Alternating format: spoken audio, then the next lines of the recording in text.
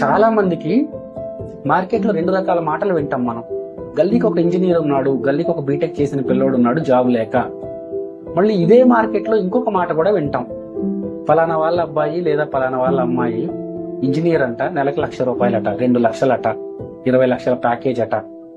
అంటే లక్షలు సంపాదించే వాళ్ళు బీటెక్ పిల్లలే, జాబ్ లేక ఇబ్బంది పడే వాళ్ళు బీటెక్ పిల్లలే. తేడా ఎక్కడొస్తుంది అంటే ఈ కమ్యూనికేషన్ స్కిల్స్ లేకపోవడం, కరెక్ట్ గా దేనికి ఆపర్చునిటీస్ ఉన్నాయో ఆ డిపార్ట్మెంట్ ఆ బ్రాంచ్ చదువుకోకపోవడం, ఇట్లా రకరకాల మిస్టేక్స్ వల్ల మనం తీసుకునే డెసిషన్స్ వల్ల ఈ రోజు పిల్లలు ఇబ్బంది పడుతున్నారు.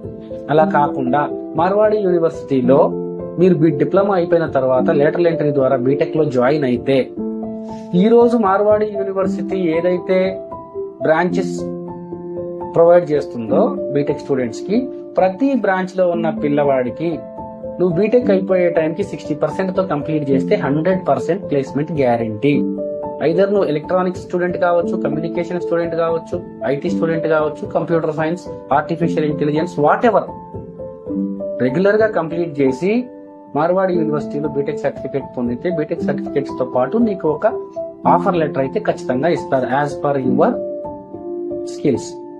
అంతవరకు అయితే గ్యారంటీ.